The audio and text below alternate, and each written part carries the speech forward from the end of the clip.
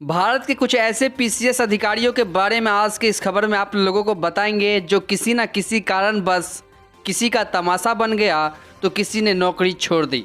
आखिर क्यों छोड़ी, क्या हुआ नहीं हुआ, सारी इन्फॉर्मेशन आज की इस खबर में आप लोगों को देने वाले हैं, तो खबर में अंत तक बने रहे। सरकारी अफसर अपनी सफलता की कहानी या फिर जनहित में किए गए किसी अच्छे काम की वजह से तो चर्चा में रहते ही हैं, लेकिन इन सब के अलावा कई बार वह अपनी निजी जिंदगी या अन्य कारणों की वजह से भी सुर्खियों या विवादों में आ जाते हैं। ऐसे ही कुछ अफसरों के बारे में हम आपको यहाँ बताने जा रहे हैं जो हाल फिलहाल में काफ़ी चर्चा में रहे।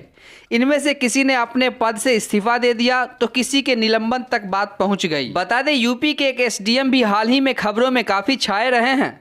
कुछ साल पहले उनकी सिविल सेवा परीक्षा निकालने की सक्सेस स्टोरी ने बहुतों को प्रभावित किया था, लेकिन अब किसी अन्य कारण की वजह से ही वह चर्चा में आए हैं। हाल ही में यूपी के बरेली जिले के मीरगंज तहसील के एसडीएम कार्यालय का एक वीडियो वायरल हो रहा है, जिसमें एक सरकारी अधिकारी के सामने एक व्यक्ति मुर्गा बना हुआ नजर आ रहा है। बता दें, ये अधिकारी हैं एसडीएम उदित पवार। दरअसल एक व्यक्ति एसडीएम साहब के पास शिकायत लेकर आया था, लेकिन एसडीएम ने उसे ही मुर्गा बना दिया।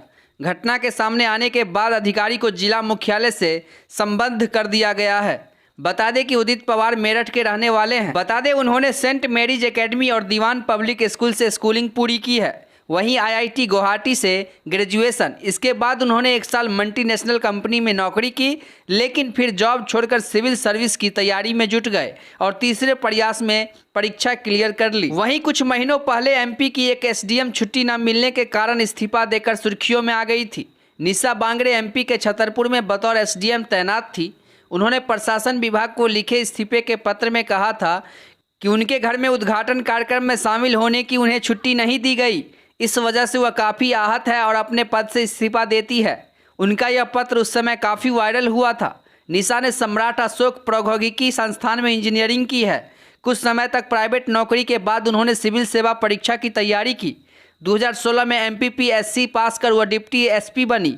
इसके बाद 2017 में फिर से प्रयास कर वह डिप्टी कलेक्टर बनी। हाल ही में पूर्व सिविल सर्विस अधिकारी तनु जैन भी काफ़ी खबरों में रही है। दरअसल उन्होंने अपनी सरकारी नौकरी छोड़ टीचिंग के प्रोफेशन में जाने का फैसला किया था, जिसके बाद से लोग लगातार उनसे सवाल पूछ रहे थे कि उन्होंने नौकरी क्यों छोड़ी। उन्होंने इसका जवाब देते हुए कहा था कि उन्होंने यूपीएससी की तैयारी के दौरान जो मुश्किलें झेली, अब एस्पिरेंट्स को उन मुश्किलों से उबारना चाहती है, उनकी तैयारी में मदद करना चाहती है। तनु जैन ने सुभारती मेडिकल कॉलेज से बीडीएस की डिग्री हासिल की है। साल 2015 में उन्होंने यूपीएससी परीक्षा क्लियर की थी। अब बात करेंगे एसडीएम ज्योति मौर्य और उनके पति आलोक मौर्य का विवाद तो काफ़ी समय तक चर्चा का विषय रहा था। गौरतलब है कि ज्योति मौर्य के पति आलोक ने उन पर शादी के बाद अफेयर चलाने और भ्रष्टाचार करने जैसे गंभीर आरोप लगाए थे। वहीं ज्योति ने भी आलोक पर दहेज उत्पीड़न और टॉर्चर का आरोप लगाया था। इस मामले में होमगार्ड कमांडेंट मनीष दुबे का भी नाम आया था, जिन्हें बाद में निलंबन तक झेलना पड़ा था। हालांकि बाद में ज्योति मौर्य और आलोक मौर्य के बीच कोर्ट से बाहर सेटलमेंट हो गया और उन्होंने अपनी शिकायत वापस ले ली थी।